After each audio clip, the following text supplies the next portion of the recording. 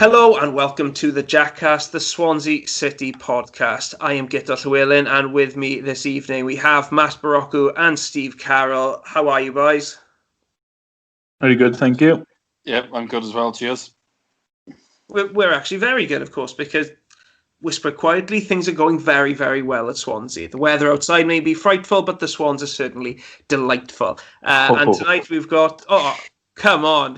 I've got to get snow in. I can't allow that. It's January as well, so it's not even in season. I can't have it. It's a snow reference. I can do it. We've got a lot to discuss. Well, we've got a lot to discuss tonight, apart from snow and rubbish references to Christmas songs a month after it's been. So we'll get a move on. But before we do that, we don't have the usual quiz tonight, but just a little game for you, everybody at home. See if you can answer this question. We signed Conor Hourihane on loan from Aston Villa this week. He is the fifth person with Connor in his name to represent the Swans. Can you name the other four? We will be giving the answers at the end of the pod. Steve and Matt already know the answer, so I won't ask them, but that's one that you may want to play along with at home. But while we wait for that answer to come along, we'll start off with a review of Swansea's latest league match. We have to go all the way back to last week in Barnsley. Steve, we'll start with you. A 2-0 win, which is a scoreline we're getting used to. And I guess the nature of the performance was something we've got used to as well. Yeah, probably it is now, really, isn't it? I mean, I thought the first half was quite uninspiring, really. We didn't offer a great deal, but, you feel quite confident in some ways that as long as we're defending quite well, that we can nick a goal, because it seems to be the thing that we do. But did I think we'd score from a long throw? No. Although I did tongue-in-cheek say to my father, we'll score from this now. It'd be typical of us to nick a goal here, just because that's what we've been doing recently, and that's what we did, wasn't it? So, and once we do go in front, we don't tend to let it slip, do we? So it was a crucial goal to get on the stroke of half time, and then we did see it out quite well in the second half. It probably wasn't a 2-0 game if we're being honest, but I mean we just don't seem to let leads slip, do we? I mean our defensive record is just so good, isn't it? Yeah, and Matt, Steve raised a few points there. One, the first half performance wasn't inspiring, said Steve. I would have argued it wasn't actually very good. I thought we were poor. We weren't just kind of putting a shift in and playing it direct. I thought we chose to play less football than we needed to, even though it was on a bad pitch. Two, I mean, Steve there said, it would be so typical of us to score here, even though we've not offered anything all half. That's not something that we would traditionally say about the Swans, but it is something that we have seen quite a lot this season, isn't it? It is, yeah, and it's a sign of a really, really, promising team. If you can win when you're playing ugly and you're not necessarily at your best, then those are the teams that end up being successful come the end of the season. So, there's nothing to be, to crinkle your nose up at. I think it's really, really positive trait to have. You can't always play, brilliantly. Look at Liverpool in the Premier League at the moment, for example. They walked the league last season playing scintillating football. This season, one or two players have just dipped off form, and all of a sudden their form has completely collapsed. And I mean, when you have a way of playing and you always want to play good football. We've had a couple of games lately, the last game on the old Liberty turf and this one in Barnsley as well. They were very... I think they were both against Barnsley, weren't they? And you're looking at two games there where you've got a pitch which is quite cut up. It's not very playable. I don't think we did the most with it anyway, Guto. I think you're right there. I don't think it was a good performance, but I don't think we could have played necessarily lovely football on the deck. So it's a little bit horses for courses. We mixed it up a bit. The fact that Connor Roberts decided the long throw off his own back, as Cooper said post-match, he just, if he wants to throw it into the 6-yard box onto someone's head, then I'm not going to stop him. Let him crack on. It's good to see the players using their ingenuity on the pitch there to try and conjure up something like Steve said, of nothing, because we didn't really do anything in that first half. So to have a poor half, you're not really finding your men. The pitch is bobbly, cut up, and you're having to play it down the wing. It's going out of play. The pass percentage is quite low. And you just think, like, well, how are we going to win this game? Because if we can't win pretty, we've got to try and win ugly. And unfortunately, we found a way to do that.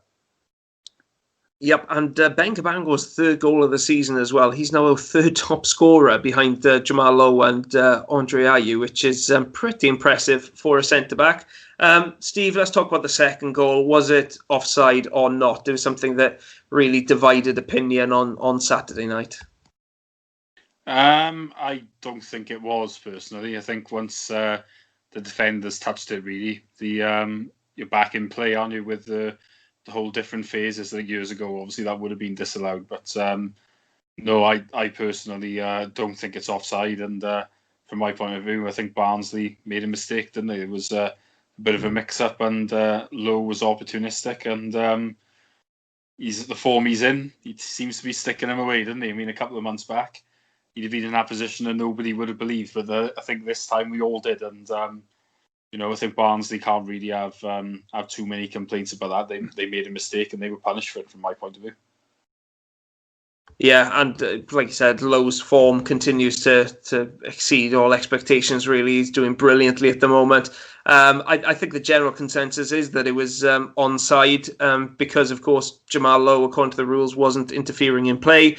Whether that should count as interfering in play is a different matter entirely. But he wasn't impeding the defender who was going for the ball, and he wasn't making a direct movement towards the ball at the time. So technically, it wasn't offside, apparently. And we've seen this similar issue appear in quite a few games now, Matt, most notably in the Man City one against Aston Villa. It's weird, isn't it, how these refereeing talking points can sometimes kind of appear all at the same time.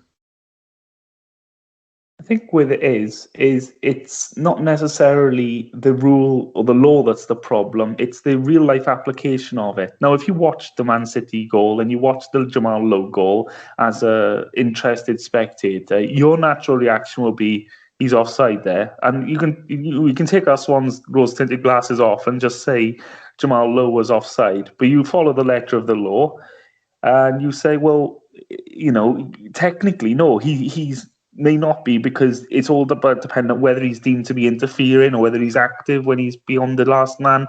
Apparently not, even though he had a hand on the last man. It's very grey for me. I think I wouldn't have had any complaints if he was flagged off. I doubt, despite what he said in the studio, I doubt Lee Trundle would have had too many complaints if he was flagged off. So I think, really, if we're looking at it honestly, we're looking at the game, we're watching it as a neutral and interested spectator, we're probably looking at it going, yeah, I would have expected that to be flagged in the same way you'd have expected, Man City's goal to be ruled out. The fact that Tyrone Mings touched the ball and stuff, and for me, you're gaining a blatant advantage from being in that position in the same way that Jamal Lowe did, because as soon as they mixed up, he was already in behind the defence to slot it away. He was, by the way, there's not many players outside of the Premier League I'd rather be in that position at the moment. He's in ridiculous form. It is weird. These things happen. You get a bit of an interpretation on the law, and then all of a sudden you get 4 or 5 instances of it in the space of a few weeks. So for me, maybe we got away with one there, but according to the letter of the law, not so. So there we go. Maybe the law just needs to be adjusted a bit, but for now I'm happy that it got let on. Yeah, and I'll be honest, with incidents like this, I really sympathise with linesmen. The modern linesman just has so much to look at one time. I know we always complain about officiating, etc., but when it comes to offsides these days, it is genuinely extremely difficult, I think, for a linesman to do his job, because it's not simply a matter of looking along the line and seeing is that player on the wrong side of the last defender when the ball is played. It's there's so much to think about, and that wasn't an easy decision. I think the linesman did get it right according to the letter of the law, but again, it is a difficult one. There weren't too many talking points in the match. If we're being honest, it was a stinker of a game. But one thing that's becoming a common theme with Swansea games is that when we go up, we're pretty good at seeing the game out. And I don't think Barnsley really had too many chances after falling behind. But one chance that they did have was a long-range stunner. I think it was from Britain. But I'm not entirely sure about that. But bottom line is they had a long-range effort, which was heading into the top corner. And Steve, I mean, Freddie Woodman, was that the save of the season so far? Or was it just, I'm off the top of my head, I can't think of any better. I don't know if you can, but at the very least, it was a heck of a save from Woodman. Yeah, I can't think of one that's better either, to be honest. It was a great save, to be fair. The Barnsley player, like I said, Britain, couldn't have hit it any better, really, could he?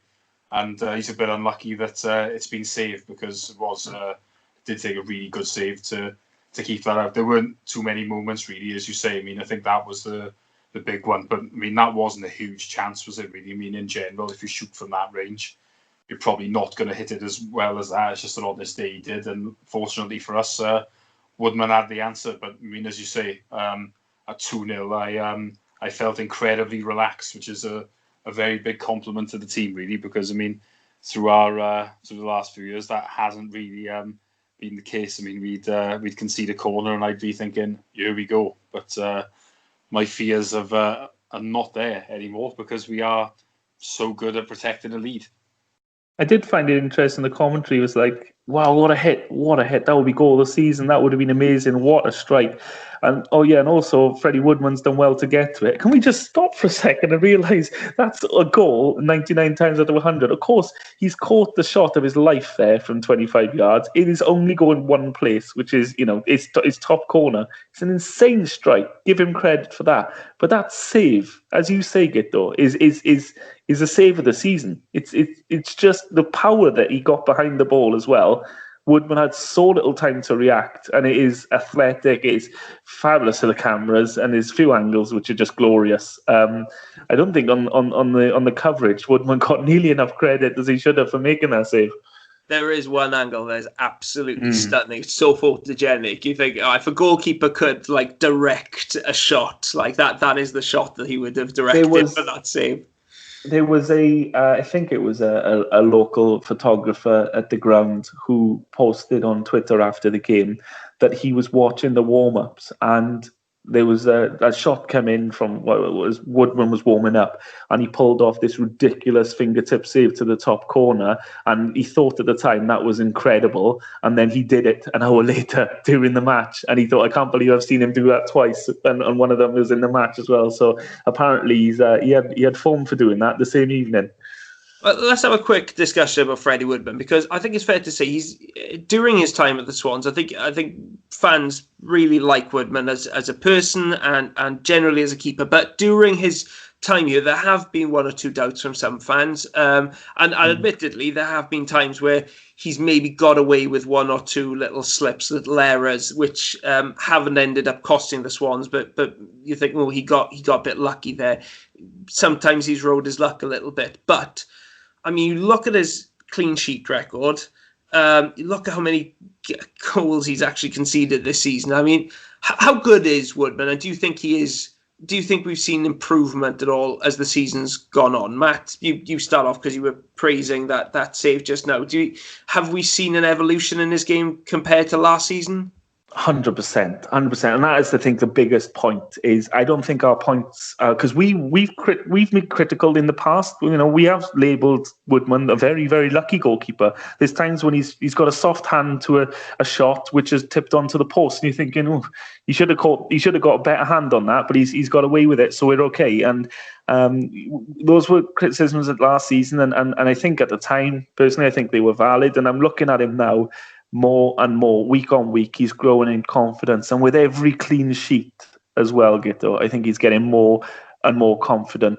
A goalkeeper relies on their defenders. The defenders rely on the goalkeeper behind them. And that relationship at the moment is as strong as anything outside of the Premier League. And maybe if we look into the Premier League, there's not too many defences there either. You'd probably bank on keeping a clean sheet more than the Swans. So it's quite a phenomenal partnership we've got. And the defenders don't let much get behind them. They really cut out a lot of sauce, and the centre backs are just phenomenal. But when they do, to have a goalkeeper like Woodman, who is playing now as best as he has since he's come to us, is a great asset. And yeah, I think he's grown. I think he's got better and more confident. And going back to the game against Stevenage a couple of weeks ago, which of course you and Steve analysed on the pod. That penalty save there was epitomised him just having that feeling of, I'm not going to be beaten today. So it's great. It's just fabulous to see him, brimming with confidence. And of course, the fans already took to him for his, the way he's taken himself to the Welsh culture and Swansea City as a whole. Yeah, he's clearly loving life here. And I mean, Steve, long term, we don't know which league we're going to be in next season, but I mean, whatever league we're in, would you be keen to see him come back permanently to the Swans if that was possible?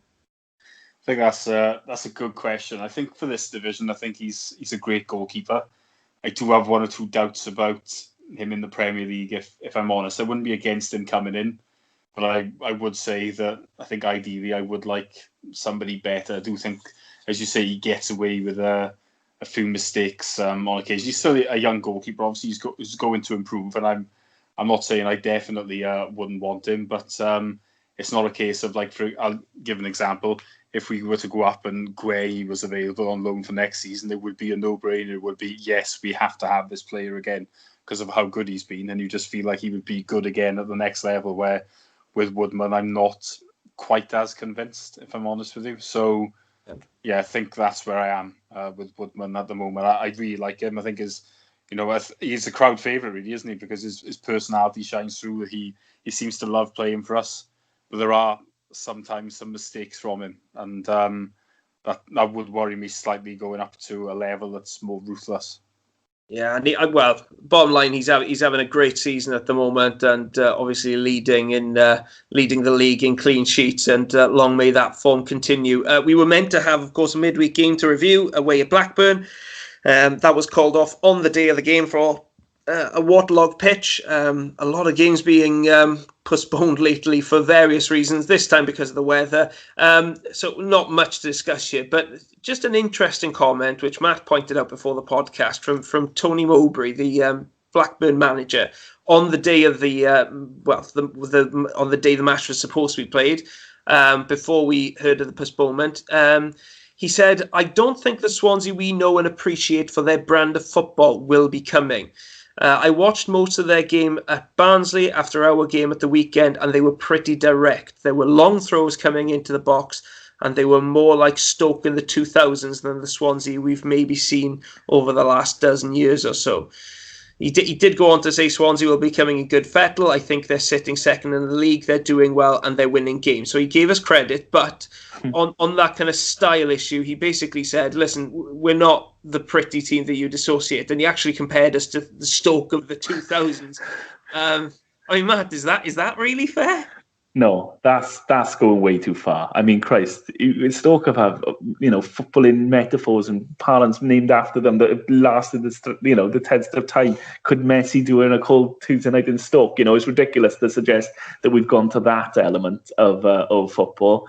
I mean, objectively, he's not wrong in the first comment he made that we can play a bit more direct.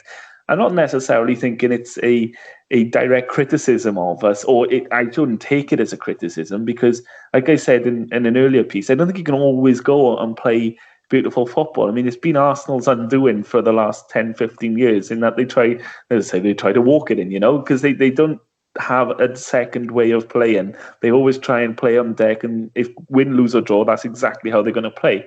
Great. But they will end up coming unstuck because people will find you out and learn how to play against you. It's very hard to know how to play against Steve Cooper's Swansea because you can say, yes, Barnsley, we mixed it up. Well, the pitch was rubbish and we had to mix it up. We didn't make the best of it, but we won the game 2-0. So who really come off that better off? I'd argue we did.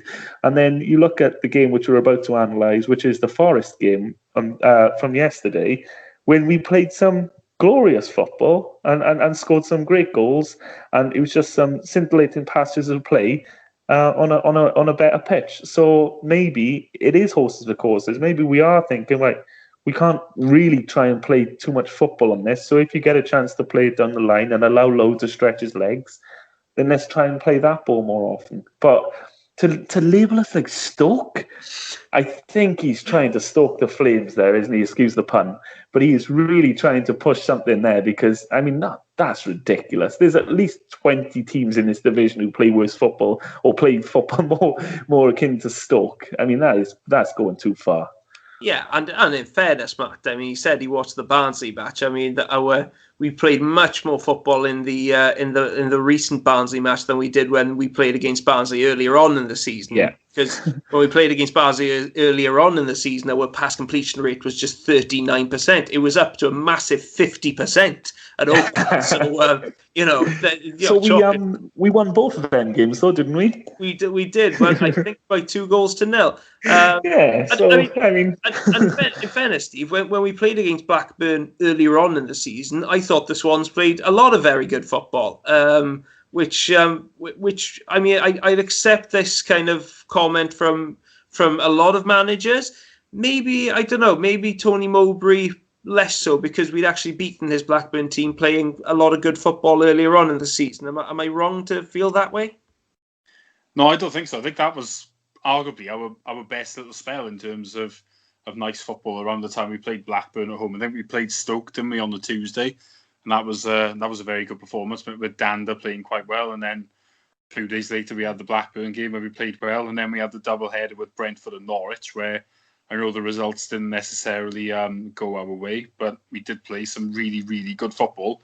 And we were unlucky in both of those games. I think we could have won them both, really. So I think, we're a bit of everything, I suppose, in some ways, aren't we? But the only thing that we haven't seen much of is poor defending. I mean, the game at Derby stands out really as a bit of an anomaly. But we've, like you said, the Barnsley home game, we were a bit more longer ball when the pass completion rate being incredibly low, as you said previously.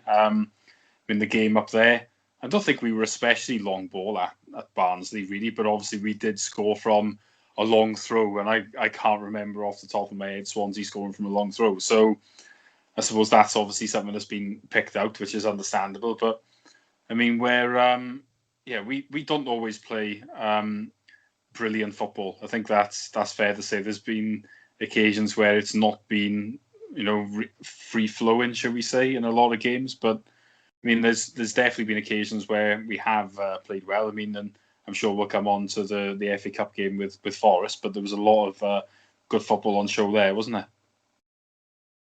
Absolutely, and we will be getting on to discuss Forest. And I think that's, what you said there is fair. I think we've seen over the past week a real grind against Barnsley, where we had to dig in deep to just see out the result on on a night when we weren't really playing that expansively. And then 7 days later we were taking on Nottingham Forest and beating them with flowing attacking football.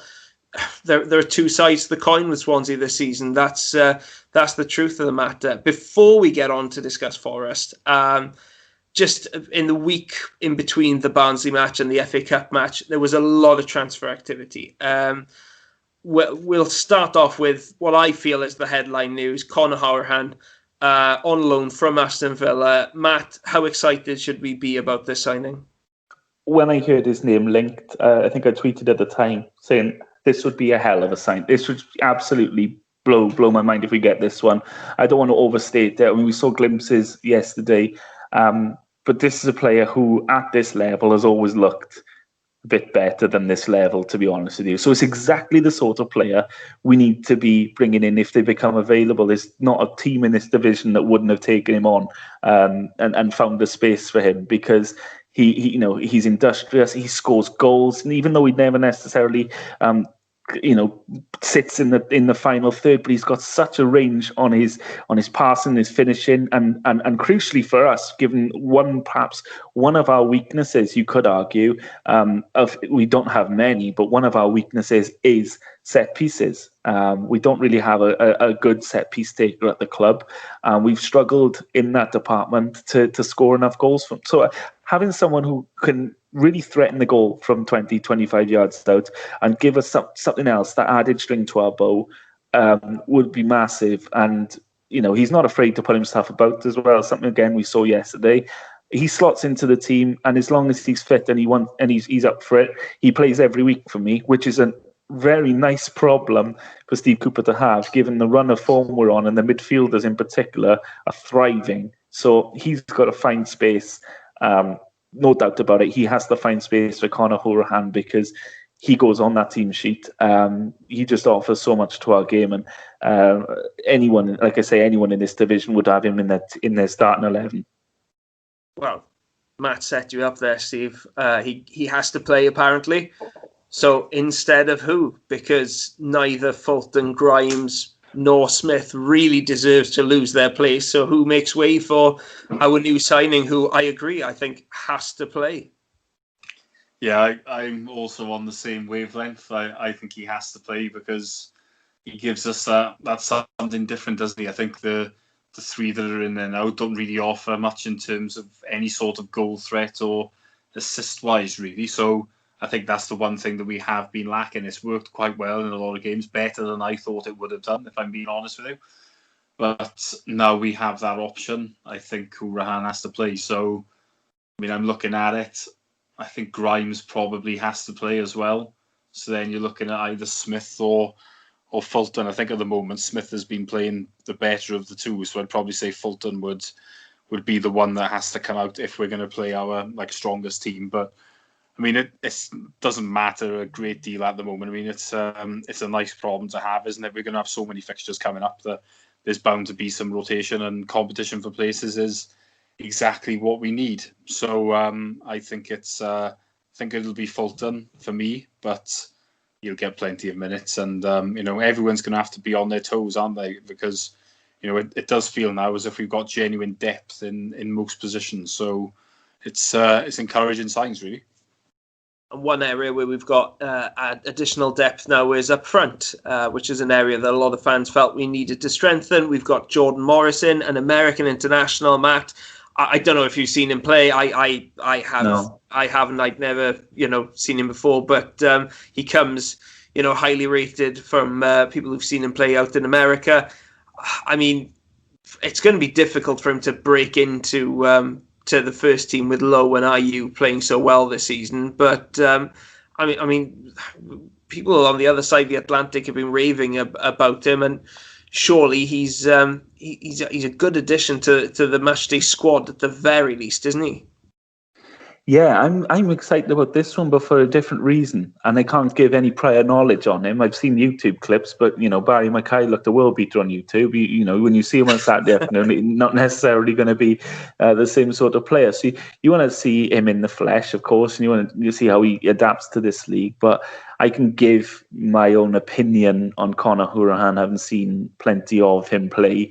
I can't give that opinion on Jordan Morris. However, as you say, he comes with massive credit. He comes over here with people saying, great, he deserves this. This is a player who's tailor-made for Europe. There's some of the attributes which have been attributed to him, if you like. He's strong. He's a quite stocky player, but he's fast. He's got an eye for goal. He's skillful. He sounds a little bit like Lee Trundle with pace, which is a scary proposition, really. But you consider someone who's got a little bit of everything there.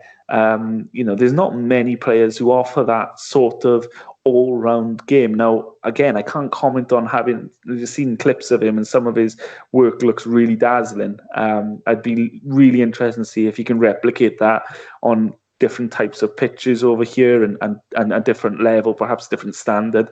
But certainly the players that worked with him, the pundits, people who have follow both the British leagues and the American leagues have pointed Jordan Morris out as one of the few, or one of some players out there that would come over here and bed in really nicely and give someone a real good option. So having seen those comments, I'm excited because I think, yes, Ayew and Lowe fantastic form. They both complement each other. It's taken a little while, perhaps, for them to really, get going. We were reliant on AU, and now we got Lowe chipping in with lots of goals, which is taking the pressure off AU. Still, teams feel the need to put two men on Andre Ayew because he is, we'd say, probably the best player in the division. And he, I think that's a fair comment. So it allows Lowe the license then to create the space for himself, and we've seen him reap the rewards. Maybe he doesn't get in the start. I would like to see him, given a start, because I don't want a situation like a Gyökeres situation where he gets the last 10 minutes and then he's over eager to perhaps impose himself, doesn't get off to the best start, and then we're going to have a situation where maybe it's going to take a little while for him to get confidence and he needs to hit the ground running. Maybe there's an opportunity, perhaps not Wednesday because it's such a big game and we want to go with the tried and tested, but maybe in the games coming up, give him a start, give him a chance to really get out of the blocks in the starting 11, maybe give Ayew a rest or give Lowe a rest and just have that opportunity for him to establish himself as a real contender for a starting berth going forward. I don't want him to become, I don't want him to be a bit part option. Just because with strikers, you know what they're like. They get into purple patches, they get into hot streaks, and they thrive most when a manager shows that sort of faith in them. So yeah, I would like to see plenty of him. I'm sure we will. As you say, plenty of games coming up, and I'm excited. It's sounds at least like two bits of absolutely fantastic business, which could really see us in the hunt come May. Yeah, looking forward to seeing both of those players. Steve, one player who has come in and perhaps we're less keen to see, no offence, is Ben Hamer.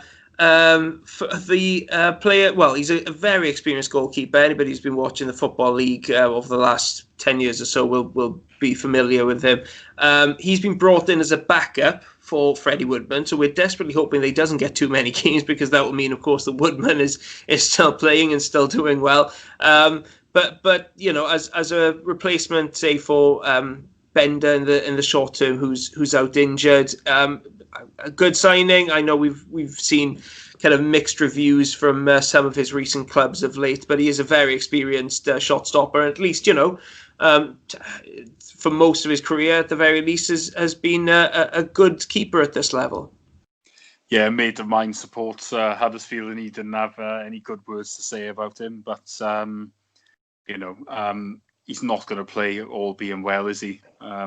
Fingers crossed there'll be no issue with Woodman, but I think we're probably quite wise to have made the decision to bring somebody in because we saw it last season, didn't we? Woodman did get injured towards the end, and Mulder then had to come into the side, didn't he? So it's just nice to have it there for the peace of mind, isn't it? Because goalkeeper is such a specialist position that if you were to get a problem there, then obviously it could hurt you quite badly. So I think we've done the right thing. It doesn't sound like Hamer's, the type that we'd want to be our number one, really. But judging from what a lot of people have said, but we've covered ourselves. So I think in that sense, it's a decent move. And I mean, if you look to next season, for example, we don't know what will happen with Woodman, do we? But I would say if we don't go up, we then have Hamer and we have Bender. Arguably, then we've got two goalkeepers going forward. So it's probably worked out reasonably well, I would say, in that sense, really. But fingers crossed, Woodman will stay fit for the rest of the season.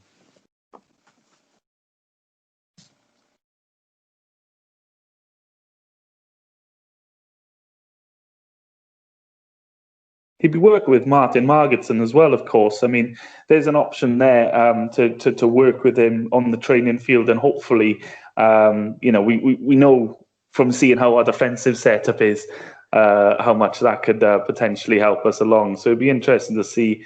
Hopefully we don't, like you say, hopefully we don't see too much of him because that means that Woodman's still fit and keeping his place. That if it does come around, then it'll be interesting to see the work that Margetson gets to do with him on the training field and see if he can cut out some of the errors which we've heard he's prone to making. Yeah, and of course, we've got two departures to discuss as well. Matt, I'll give you Viktor Gyökeres to discuss. predictable, really, that he went back to Brighton, because I guess he hasn't really set the world alight, has he, since arriving here on loan in the summer? No, I'm in a very small camp of probably one that feels a little bit sorry for the fella. And I know, you see how strikers are, and they talk about all the time. They say, you need a manager who's going to have faith in you. I mean, early doors with Jamal Lowe, it seemed like he couldn't hit, he was really struggling to find his goal-scoring touch. And the games, as Steve mentioned, Norwich and Brentford were two in particular, where he could have grabbed himself a few and won the games for us. But Cooper always had faith in him, and Jamal Lowe has grown and grown and grown, albeit his work rate was always there. But now goals added, and he will no doubt credit Cooper for the faith shown in him, so he could reach that. If after those two games against the top of the table teams he got hooked and we didn't see him for 3 or 4 weeks, we probably wouldn't have the Jamal Lowe we've got now. So Gyökeres was a bit part player. He was a backup for two very informed strikers, so fair play. He wasn't going to get much game time. Very much struggled to impose himself when he did get the game time, because he knew he would be out to the team after he'd had his 15-minute cameo. He did score against Stevenage, but all-round performance was poor, I thought. I think as a striker, it's very hard, isn't it? It's very hard to come in and know you're going to be a 5 minutes here, 10 minutes there, see the game out, and then you're out of the team. Maybe he'll be a good addition to someone. I think he's gone to Coventry, is he? So he's, maybe he'll have a chance there, and he'll prove some of the doubters wrong. But for me, it looked writing on the wall for quite a while. It's certainly not going to upset too many in Swansea, and I think it was the right decision, absolutely, to see the back of him. It just wasn't going to work from here, was it? And that's going back to what I said about Jordan Morris. I want him to get the game time, which Gyökeres didn't get, and I want him to be able to bed himself in, and definitely give him the opportunity, because Gyökeres was a busted flush, unfortunately, long before we ended up sending him back. He just knew it wasn't going to work, and it was best for all parties that we cut ties. And Steve, finally, George Byers, who's come back from injury but has been sent out on loan to former Swans boss Kenny Jackett and Portsmouth, who are putting together a promotion charge of their own in League One, albeit one which was dealt a pretty severe setback with a 4-0 defeat over the weekend against Hull. Is this what Byers needs? I know a lot of fans said that they were quite shocked to see him go, but we've already spoken about the competition that's in midfield at the moment. Is this just necessary for him to get the games he needs to find match fitness again? Yeah, I'd say that it probably is. I think the surprise really was that it did sort of happen out of the blue, didn't it? There was no real link with him going elsewhere. Nothing serious anyway, it didn't seem. I was surprised that he wasn't in the 18 yesterday. So when that happened, I suppose there was a question mark about what's going on, or has he picked up another knock again? But then obviously you see that he's going to Portsmouth. So I think it is a good move. He needs action. Bit of a victim now, really, of the fact that we're doing well, and when we're doing well, it's not always easy to break into the side, is it? Gyökeres had the same problem, and we didn't show much either when he did have a chance. But if you've got players doing well, then you're not really going to get an opportunity. It's going to sort of a wrong place, wrong time for Byers at the moment. So hopefully he'll go down there and you'll see some action. But I do hope there's a recall clause in there, just in case we get a problem, because you can never tell in this very unpredictable season how things are going to pan out, and there is a chance that we may need him at some point. So I do hope that there is that option, because we don't want to leave ourselves short either. Good point, because we look very healthy in midfield at the moment, but one or two injuries could change that. Before we go on to talk about Nottingham Forest, call us obsessed or whatever if you like, but we're going to go and discuss Cardiff City. It seems as good a time as any to discuss our neighbours from down the road, because it's been a very exciting week for them too. They have got rid of one manager and brought in another. Steve, I will start with you for this chat. Neil Harris gone, not a massive surprise. He'd lost 6 matches in a row, which was very nearly a record for any Cardiff City manager. The writing had been on the wall for a while. And after their dismal 1-0 defeat to QPR, he was finally shown the door. There were a lot of Cardiff City fans hoping for kind of a new progressive manager who'd breathe new life into the club, bring them Pochettino. The good Simeone they need. Imagine his passion. Imagine his passion. Well, have they got a Simeone type manager, do you think? Well, Slick Mick. You're going to get a ban from this as well. I don't think Twitter will ban me for like it did previously. I'm sure people are wondering. Yeah, I got a 12-hour ban from Twitter because someone tagged me in a thing with Mick McCarthy about 2 years ago. And I replied calling him Slick Mick. Someone must have reported me and I had a ban for it. So, very bizarre considering the other things I probably put up down the years. But Mick McCarthy, I mean, I think I did joke to a couple of people on Wednesday evening, Thursday evening, whenever it was. I said, imagine he goes in there now because he's so, like, uninspiring, isn't he? It's not that he's crap as such. It's just... no one, I don't think, jumps for joy over Mick McCarthy today, and I'm pretty sure that that's the reaction of the road, isn't it? But it's not a great appointment, I don't think. Not for a sleeping giant who have aspirations of world domination, anyway. Oh, this is brilliant.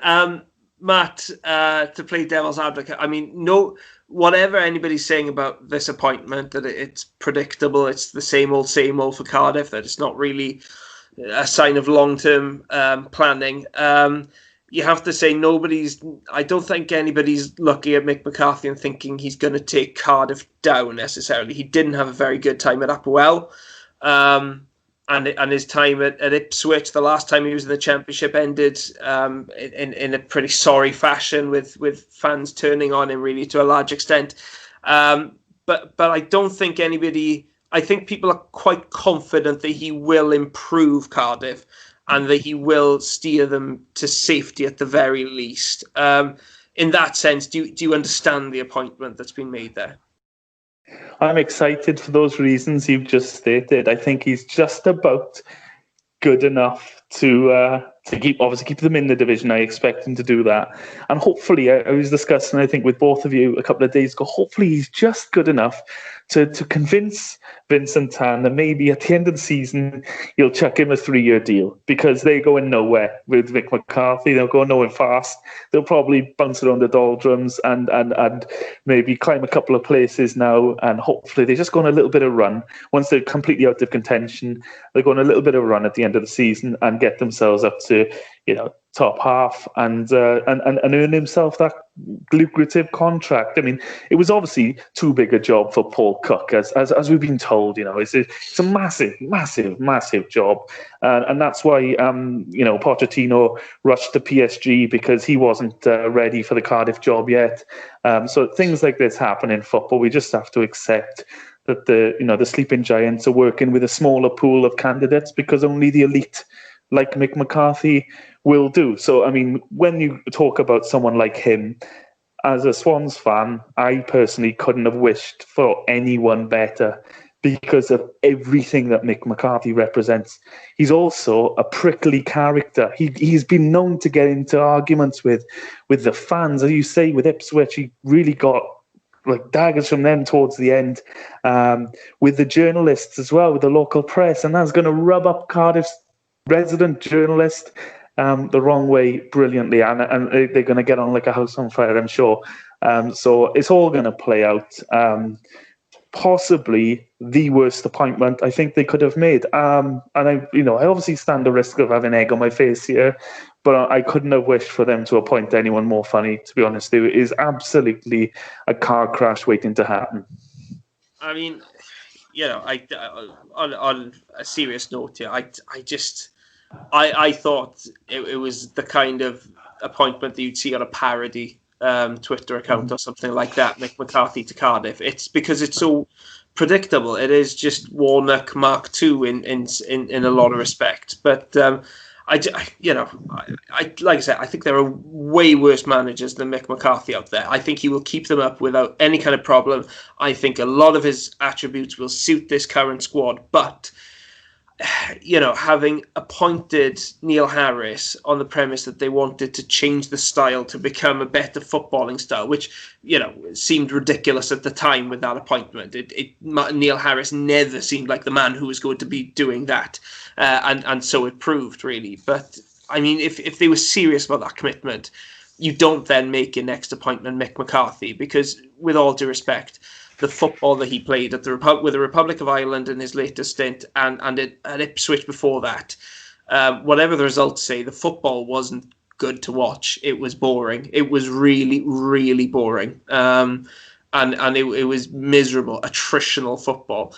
And in many ways, I think that suits the current Cardiff side. I think they need to get back to those kind of attributes in many ways before they can move forward. But it's the kind of thing that we've seen before from Cardiff, and which maybe has worked in the short term on occasion, but it's not a platform upon which you can really build for long-term success. And I saw a report the other day, which I don't know how true it is, but apparently they were looking at Paul Cook, but they would only offer him a 6-month deal, and so that's why he wasn't interested. And I actually rate Paul Cook very highly as a manager. I think he is actually... I think brawled it. But I think he's the kind of manager that Cardiff could use in this period. And the thought that they only offered him a 6-month contract in the current situation, it beggars belief in my eyes. You have to wonder with some of the decision-making procedures at that club, seen with transfers over the last few years and managerial appointments as well. There have been plenty of questions about Cardiff's decision making over the last few years, but I really just feel, if you're a Cardiff fan, what's the long term aim of this football club? Beyond maybe getting another yo-yo promotion and coming straight back down. Where's the plan for long term growth to emulate what we did for 7 years in the Premier League? Because surely that should be their goal. They should want to do what we did while we were in the Premier League, and they're just not. They're not going to do that with Mick McCarthy in charge, and they're not going to do that running the club the way they are at the moment. Just before we move on, boys, very quickly, where do you think Mick McCarthy will take Cardiff this season? Steve, you first. I think they'll finish 9th or 10th, maybe. As things stand, I think they will improve. I mean, to have 6 defeats in a row is pretty abysmal, isn't it? I think even in our last few years in the Prem, when we did struggle a lot, I can't think off the top of my head if there were ever a spell where we had 6 losses in a row. You might have a spell where you might have 5 out of 6, but you'd have like maybe an uninspiring 0-0 in there or something like that in between. But I think they will improve. They do have better players than their league suggests. They don't have this best squad in the league or whatever anybody else says or any of that crap. That is just complete crap. Simple as that. They've got some good players, better players than what they've shown recently. So I think they'll improve.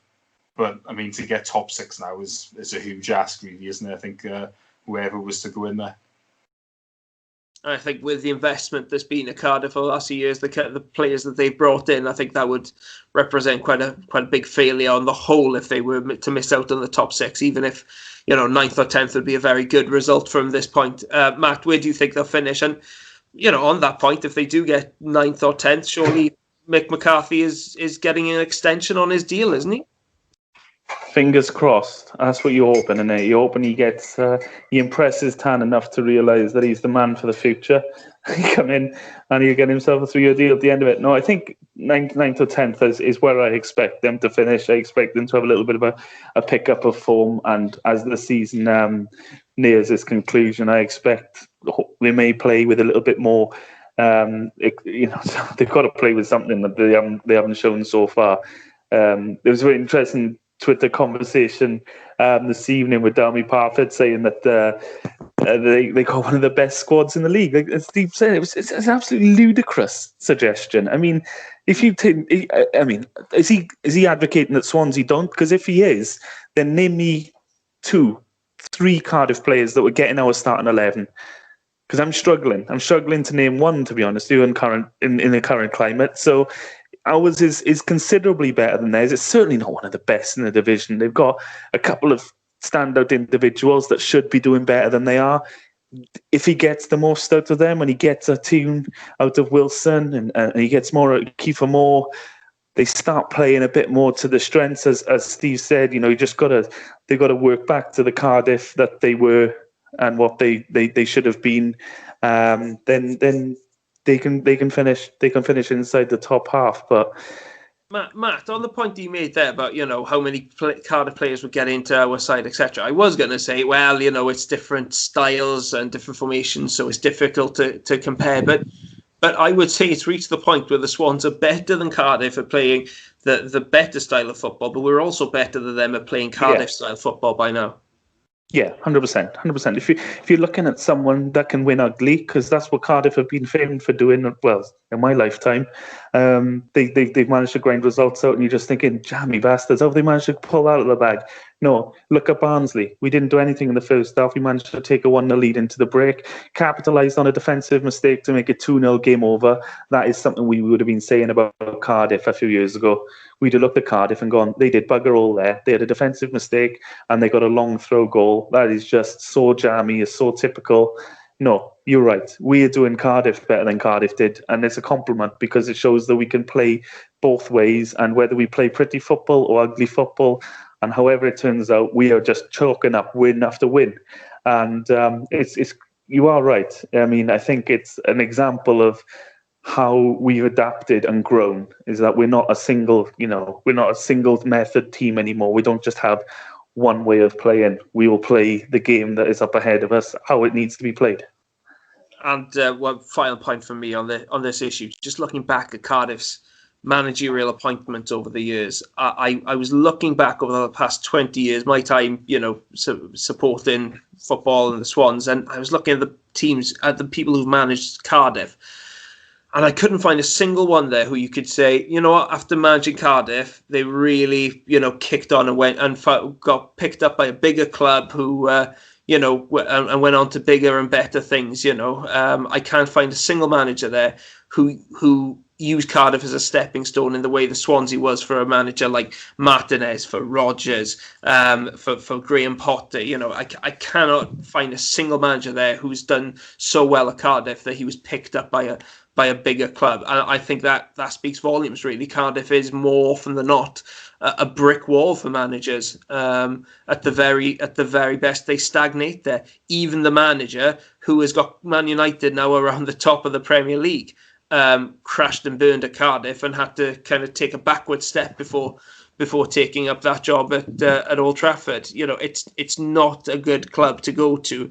If they're trying to attract managers, that's a problem, because if they are trying to attract young up-and-coming managers, they don't have that track record which tells that manager, yeah, this is the club you want to be at. This is the club where you can catch the eye and build a career in the game, because no other managers have done it in recent history. And players as well, Guto. I mean, I think the last player I can reel off the top of my head that's actually been poached and gone on to do something and really up the game big and better is Aaron Ramsey. And looking at him, and it's a dead. This is why I was shocked with Harry Wilson. I mean, I think it's well played out now that Cardiff were the only team willing to stump up the extortionate loan fee for him. He would have preferred Swansea. I think that's fairly well documented as well. He'd have preferred to come to us. He would have suited our game more. We weren't gonna pay the £3 million Liverpool were asking for a season loan. Cardiff were. They're happy to chuck money at it and go after Swansea targets. That's fine. That's their prerogative. But we're looking at Cardiff players. That's a brick wall of ambition as well. There's nothing to go from there. No. Well, we'll see, obviously, how things go with Mick McCarthy. I don't expect it to be a crash and burn situation. I think he'll, get better results than Neil Harris. But whether that'll be enough to satisfy Cardiff fans, we'll wait and see. Guto, can I, just before we go to Forest, this is completely off the cuff and off the record, off the record, but off the plan at least. Can we talk for 2 minutes about Morgan Gibbs-White on Twitter and his girlfriend, who, I don't know if you've been keeping track or seeing a pattern emerge, but there's a player there who seems to be absolutely desperate to engineer a move back down here, and his girlfriend as well, who are both on Twitter and just constantly liking and talking about the Swans. I mean, if you haven't seen it, it just, maybe it's me overseeing this, whatever. Morgan Gibbs-White, having been recalled a few weeks ago by Wolves, he played for Wolves since then as well. Keeps talking about the Swans, keeps liking tweets about the Swans. His Twitter header, his Twitter profile picture, his bio, his pinned tweet, they're all Swansea, all of them still. Even though he's back at Wolves, he's playing for Wolves, and his relationship with Swansea has ended now. He's not going to come back here again unless we engineer a move for him. But it just feels a lot like there's a lot. She tweeted today, his girlfriend, that she misses late night walks on the beach, and I'm just wondering if there are any beaches nearby Wolverhampton. I don't think there are. I think it's fairly Midlands, if I remember rightly. So I'm thinking that there's a lot. For me, there's a player there who's perhaps more publicly than privately gutted that he got recalled. There are a lot of canals in Wolverhampton. They might take a walk along there. Yeah, you can go for a walk along the canal. But I mean, on a serious note, Steve, I mean, I saw the other day he's been diagnosed with COVID-19. Morgan Gibbs-White. So we're wishing him all the best for that and a speedy recovery. But even with that announcement, there were some really nasty comments from Wolves fans, and I'm not going to single out Wolves fans here. I think we saw with Victor Gyökeres that every single club, including ours, has some just loser fans who will abuse a player for very little reason. So we're not going to take any kind of moral high ground here and say that we're better than Wolves fans in any way, but. Is it encouraging then that a player of Gibbs-White's quality, I guess, has that kind of good experience with Swansea? And it's for me, it's a sign that we are a good place to be at the moment, and it's a kind of place where players are going to enjoy their football, and that can only be a good thing in terms of attracting more quality players like Gibbs-White. Yeah, definitely, because you think that his impact wasn't really that big, was it? Because of the injury he picked up, and he played about 6 or 7 games for us, I think, didn't he? But yeah, I mean, it does seem as if he's quite disappointed to have gone, and obviously his girlfriend is the same, really. But obviously he had that bit of an effect off the pitch as well, didn't he? I think he funded the breakfast club at one of the schools and stuff like that. He seemed to really immerse himself into things with the community, and you're thinking, this is a player that's not from you, not technically our player, not playing, and yeah, he's putting his time to good use for stuff like that, which is pretty good, isn't it, to be fair to him? But it definitely bodes well for us. I mean, if we're going to have players here that want to be here and are disappointed to have gone, it is just a shame really with Gibbs-White that I think everybody would have liked him to have stayed as well. It's one of those things, isn't it? But you never know, in the future something could happen, couldn't it? But in the short term, I wish him well with his recovery from COVID-19. Yeah, and if he does get fed up of being abused by Wolves fans, he can always come back down to the Liberty. I think we'd love to see a bit more of him. Definitely a feeling of that we haven't really seen enough of Gibbs-White in a Swans shirt. Let's move on from one young player who's no longer with us to some young players who really made an impact against Nottingham Forest in the FA Cup. I'm sure a lot of listeners have stayed with us for nearly an hour now, waiting. When are they going to get to Forest? When are they going to get to the good stuff? Well, here we are, and let's start it off because we made a lot of changes for this match, Matt, and I dare I say it, there was very little difference between this performance and what we would expect from our best team in a big league match. I thought there was an unending list of positives from this fixture. Yeah, lovely way of putting it. I think I possibly the most pleasantly surprised I've been this season. Genuinely, you look at the team and you just think, well, okay, we're respecting the competition. We want to progress, but also we know that the league is our bread and butter, and you can see that with the Routledge and the Cullen selections and stuff like that. And you're thinking, okay, no, it's all good. The players that played, the performances they put in, it was a complete performance, like you say, endless list of positives. you know, the fact that we're playing against a championship rival, it should have been a more closely fought contest than it was. It was probably about 80 minutes where we dominated. They had that 10-minute spell at the start of the second half. But really speaking, some standout performances. Liam Cullen, take a bow. We've talked in the last couple of weeks about the Swansea need to sign a backup striker, and I've been a big advocate of yes, and I'm really pleased we've got Jordan Morris in for that reason. And then Liam Cullen shows, and as I said, what with Gyökeres, and he struggled with not getting enough minutes to show what he can do. Liam Cullen gets a start, and he shows exactly what he can do. Clearly, a very, very dangerous striker. Knows where the back of the net is, and an all-round great game for him. 2 goals as well for Matt Grimes, one absolute beauty, and also Ollie Cooper coming onto the pitch, grabbing his first goal for the club. We scored that goal with 10 men on the pitch, by the way. It just goes to show the level of confidence we're playing with at the moment. Anyone that can come into this team just slots in. We still play as a fluid unit. We play as an 11, and you can change 2 or 3 players here or there. The confidence is high throughout the camp. It's not just 11 players that are brimming. It seems to be the whole squad. Well, Steve, were there any other players apart from Cullen who really caught the eye for you and made a statement? I think Hourihane made a good start, really. I mean, there was a couple of nice balls into the box, really, so that was good. There was one pass through that I think he overhit slightly, but that was in the first half, and that would have put, can't remember who it was, through on goal, probably Cullen. So I think that was encouraging. What I found quite interesting was Garrick. He seemed to play like a bit of a man possessed when he came on as a sub. He was getting stuck in. I remember he shielded one ball out. I mean, showed a lot more strength than what he usually did.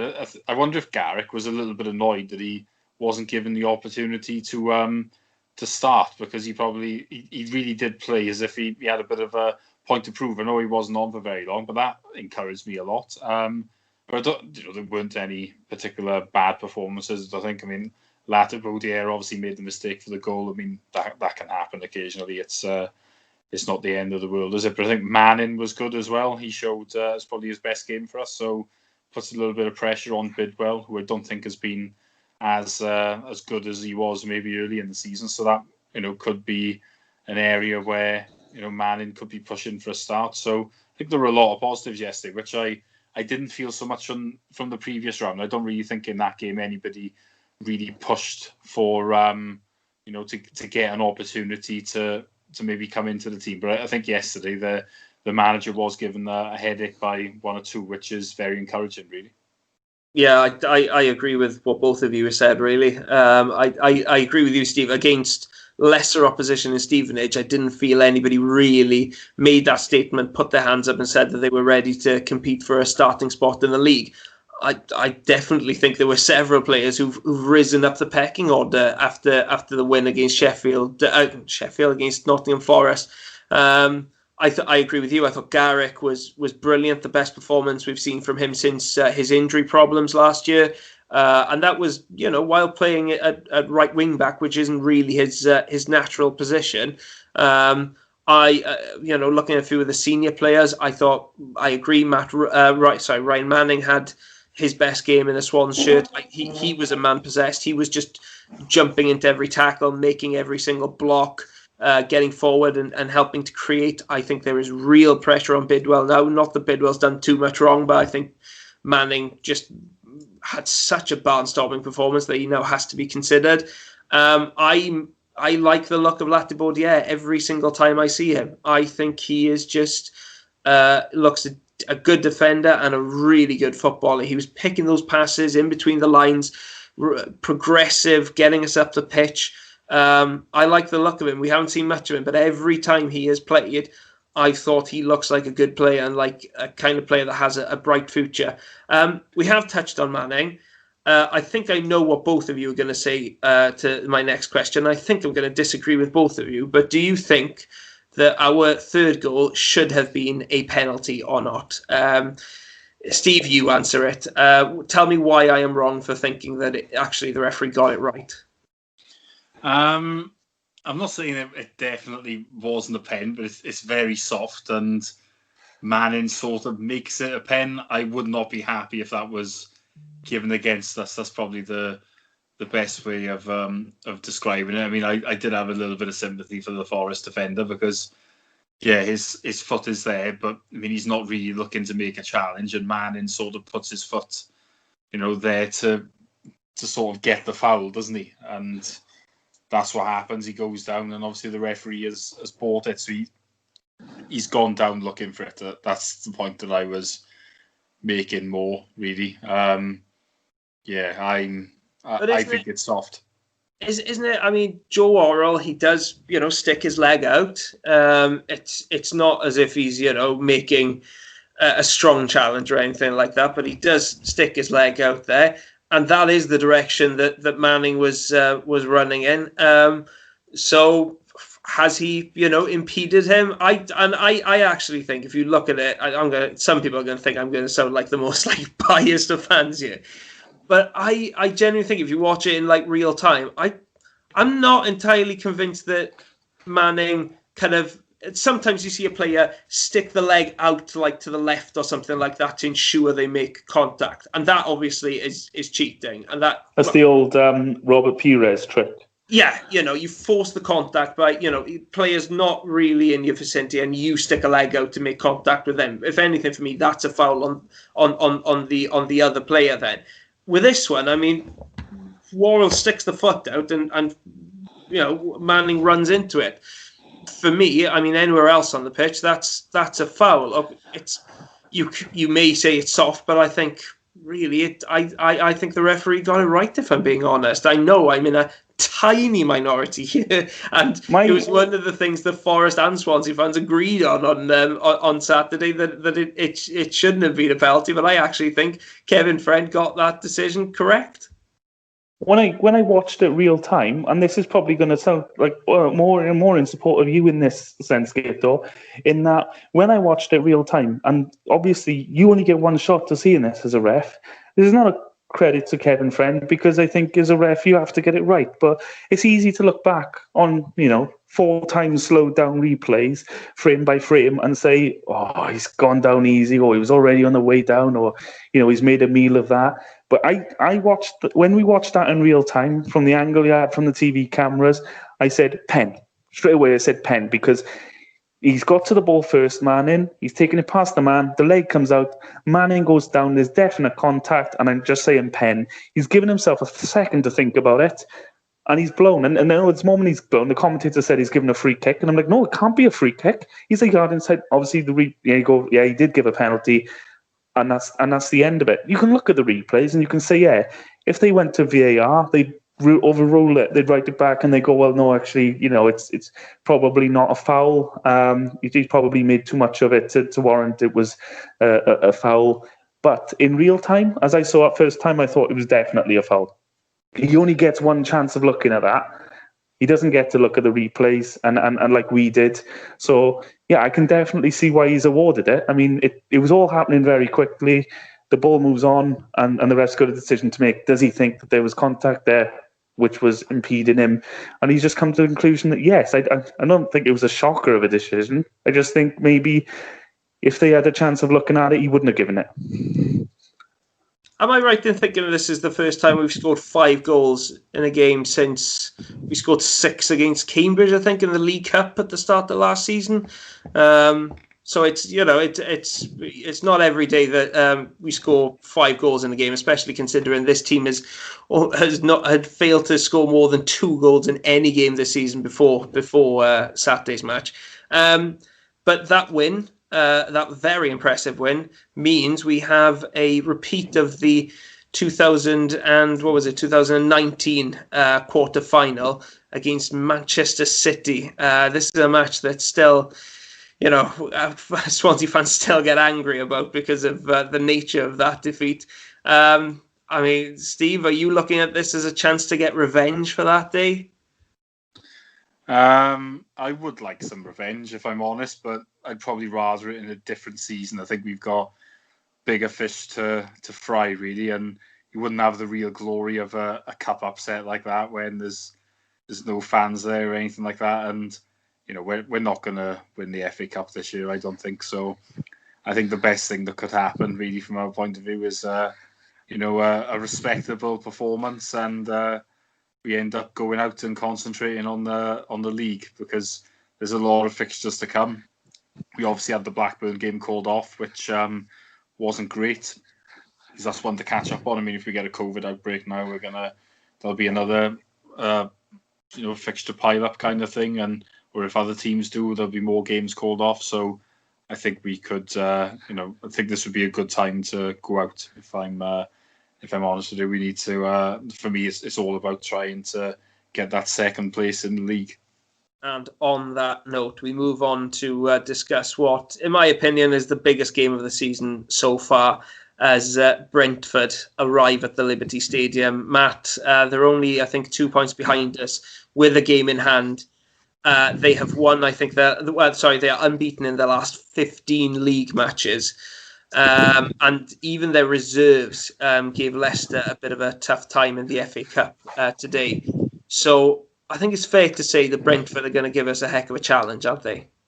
The game comes at the perfect time. I think anyone who's interested in this level of football should be licking their lips at this potential to be the fixture of the season, certainly so far. They lost a couple of their big hitters in the summer, Brentford, but they've proven they've got the versatility to come back, and they've come back with even Tony's just racking up the goals, and they've got such strength there. And I say this through gritted teeth, because their manager is an absolute bellend, and we know from the end of last season how much we really want to do them over. I felt like we should have had that revenge earlier on in the season when Ayew was half a yard offside in the 94th minute, which would have won it for us. But nevertheless, this is a real... If Watford was a statement of intent, then this is an absolute, slap in the face for anyone who says, Swansea are going to fall away. Because if we can manage to get the win against Brentford in the form they're in, like you say, this is a team that are just do not know how to lose a game anymore in recent history. So they're just taking everything in their stride. This is a real hitter for us. We can express ourselves. Hopefully, it'll certainly. I hope it'll be a game for the purists, because we have shown, like we did against Nottingham Forest, that when the conditions are right, we will play football, and we will look to put the ball on the deck and put together some lovely footballing moves. We know Brentford will do that as well. I'm so excited about it, but I'm also nervous. And I don't think I've been really as nervous about a game since the playoffs, because it does feel like a lot will hinge on how the game goes, because our form at the moment, we are feeling, like I said just 10 minutes ago, about the squad brimming with confidence, and any player can come in and just show that, that sort of level of confidence.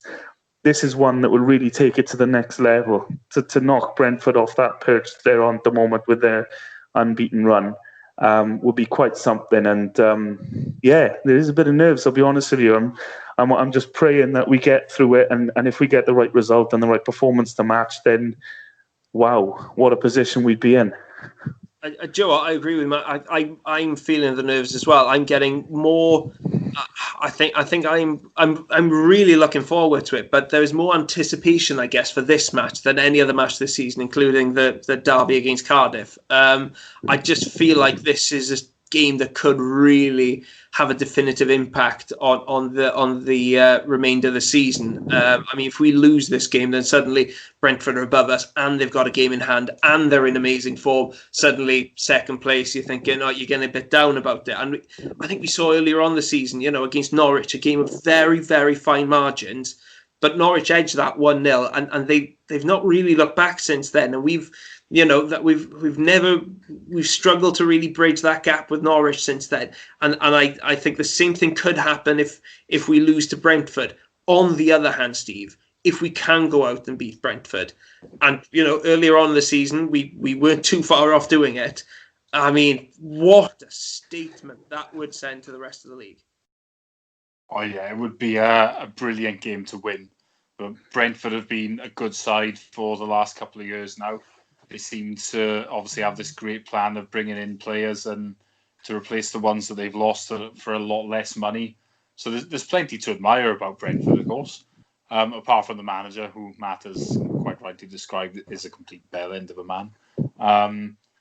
To win this game would be huge. They've got a game in hand on us, I think, haven't they? So, but we are very close in the table. You definitely look at Brentford as one of the teams that are going to be last in the distance. It'd be a big surprise, I think, if they didn't finish in the top 6. So, yeah, this is a big game. I don't think it's a must-win, which I'm sure you're very pleased to hear. But I mean, we definitely want to make sure that we get something out of this game. I mean, we don't want to be losing to a side who are one of our rivals, and side that's below us trying to catch us at the moment as well. So it's a big game. I think it should be a good game as well. So yeah, it's there's a lot to look forward to this week. Well, yeah, it's a 6-pointer, isn't it? That's what they call them. I don't think it's a must-win, but it's definitely a 6-pointer. It really is. And Matt, in fairness, our performances against the teams around us in the league so far this season have been very good on the whole. Some of our best performances have been reserved for, our nearest competition, including Brentford. But we haven't always got the results that we deserve from those matches. We've only beaten one of the teams currently in the top 6, and that was the very impressive win against Watford, of course. How important is it that we turn those good performances into the deserved results, and starting, I guess, with Brentford? Yeah, I think you've used an important word there, the deserved result, because if we maybe not showing up against the top teams, you'd just be like, oh God, we know we can play this way, but we don't show up on the big days, then you'd be concerned looking ahead. But it's not necessarily that we haven't turned up. As we talked about earlier on, the Norwich and Brentford games on another day could have both ended in Swansea wins. Then the table would be looking even better for us at the moment. But, we haven't got the result that necessarily we deserved from both of them games. We are playing better football, more. We're getting the results now that perhaps in those games previously we weren't getting, or we weren't fully clinical and taking those chances. Now we've got Jamal Lowe, who is just on a ridiculously hot streak. We've got Andre Ayew, who knows is so important to us in both boxes. He defends corners superbly at the front post. At the other end, he's great in the opposition box. He's so lethal in around the 6-yard box. If there's a ball to be won, he'll win it. So we talked about him, being the best player in the league. I don't think there's too many players that would argue with that. Conor Hourihane as the man who could supply those players up front. And so I'm not worried about that end of the pitch, and we've never been worried about the other end of the pitch either. So that is a fantastic recipe for success. I know I've mentioned the old saying a few times on this podcast that it's attack that wins you games and defence that wins you titles. Defence for us has been a massive, big point, even when we haven't been scoring goals. It's the first time this season we scored more than 2, which is incredible for a team as high in the league as we are. And we only scored, we haven't scored 2 in the league or more than 2 in the league all season. And obviously we put 5 in on the weekend. It's nice to see us break that duck, and hopefully we take it on and we carry on. We deserve to be where we are. The performances have been good on the whole, and it's what I mentioned earlier on is horses for courses. Yes, when we've played the top teams, the footballing teams, we have actually played really good football ourselves. So I'm hoping we'll see more of the same on Wednesday.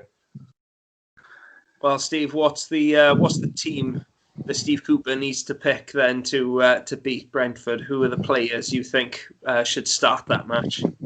Okay, so I'll go Woodman.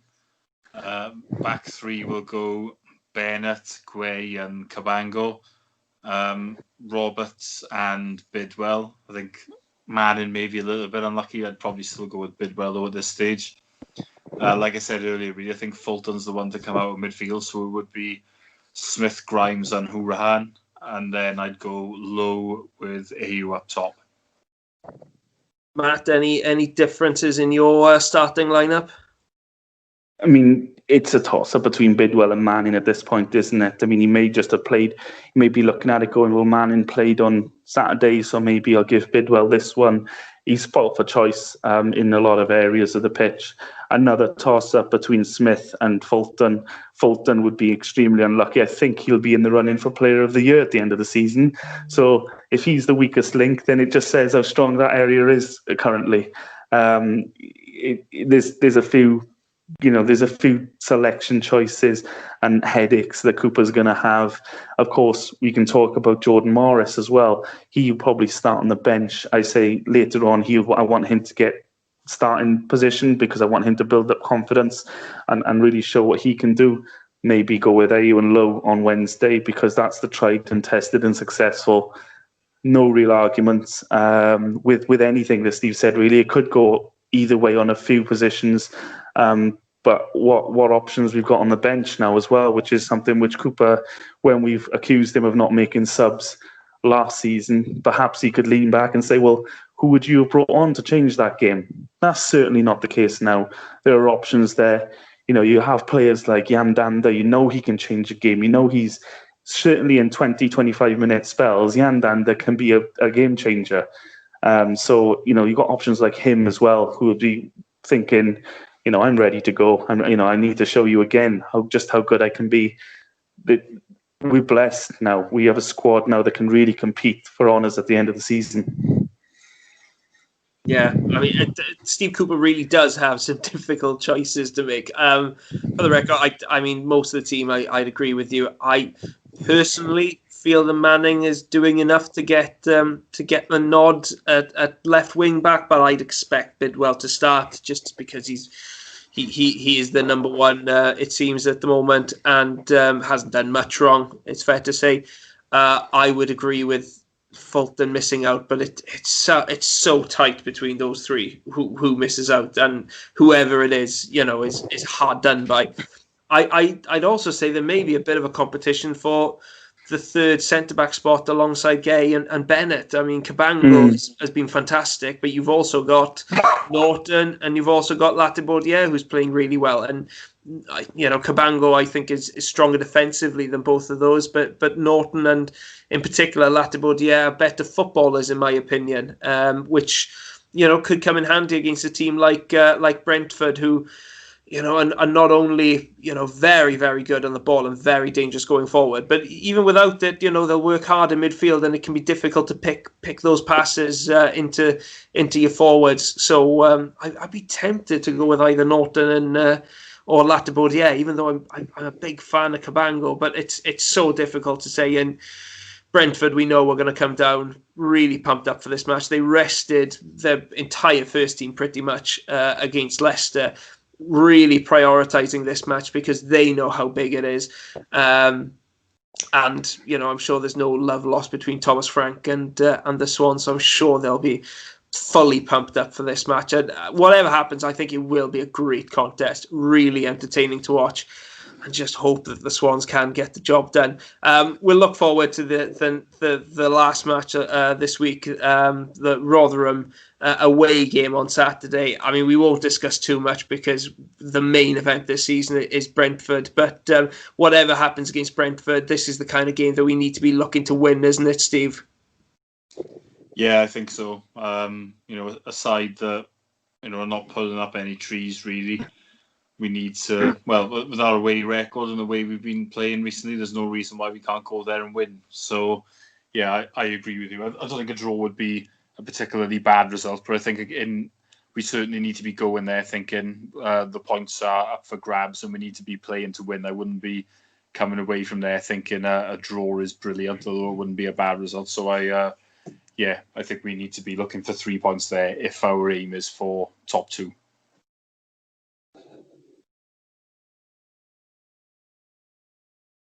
I agree with you, actually, Steve. I do think that, and one of my concerns, it depends how Wednesday goes, really, because if we do beat Brentford, then obviously that'll be a lot made of that like the Derby win against Cardiff. There'll be a lot made of the fact that we've beaten a direct rival who looks like they're going to finish in the top 3, 4, 5, 6 at the end of the season. So that will be a massive thing. We talked earlier in the season about the After the Lord Mayor show, which happened after the game against Derby when we just didn't turn up. So I feel like it may be, if we do manage to beat Brentford, that may be the game then where I would like to see Jordan Morris given the start up front. I know I keep saying this, but rather than have the players who are still kind of like playing the Wednesday night game over and risk coming down with a bump against Rotherham, make those changes to keep the team fresh, keep the team buzzing, give the opportunity to players to stake a claim for the starting place and keep it fresh, and give the likes of like Morris and Danda and bring Fulton back in if he is indeed the one to miss out. So I would expect those changes to be made if we beat Brentford, and if we did lose against Brentford, perhaps then giving the team a chance to really bounce back against Rotherham.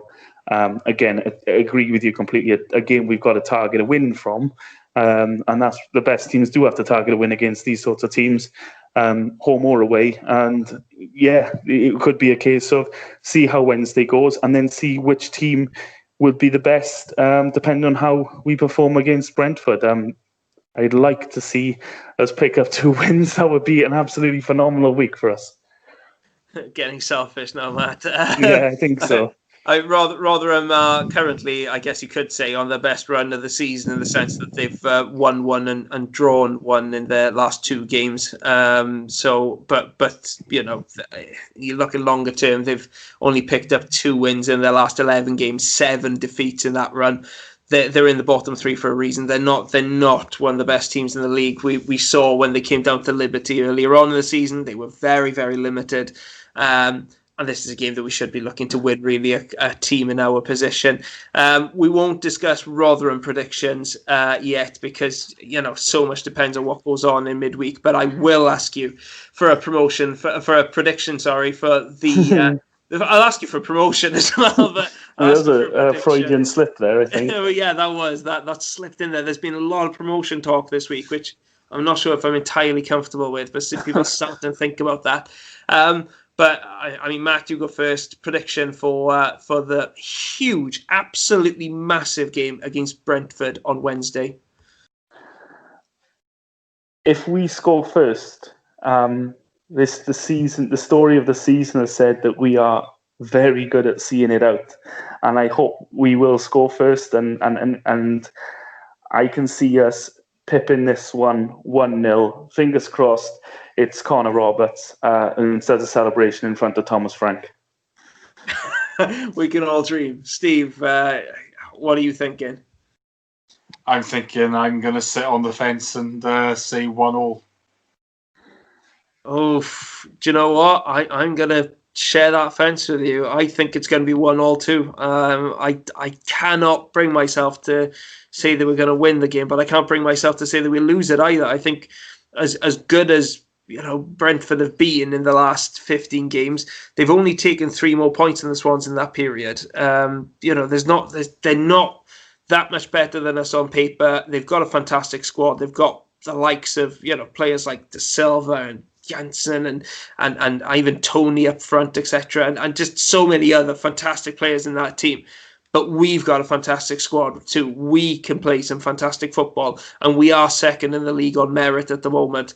So, I think we're perfectly capable of going out there and beating them if we are on our A game. But at the same time, you absolutely have to show respect to a team like Brentford because they are absolutely brilliant. But fingers crossed the Swans can get what would be an absolutely massive win. Before we leave you, we'll just go back to that quiz question that I asked right at the start. The 4 players other than Conor Hourihane who have the name Connor, who have represented the Swans down the years. We'll do them in reverse chronological order. One of them, of course, is a teammate of Hourihane, and that's Connor Roberts, spelt differently, but still a Connor. We had Conor Gallagher on loan here last season, and the other 2, striker Paul Connor, who, of course, was playing for us predominantly in League 2. And then you have to go all the way back to the 90s for the other one, and that is Cardiff City's new assistant manager, Terry Connor, a TC to his friends. So if you've got all of those, then fair play to you. You know your Swansea Connors. Thank you very much for joining us. We should be back after the Rotherham match to review the Brentford fixture and the Rotherham one. Hopefully some wins for us to discuss there. But until then, thank you very much for joining us.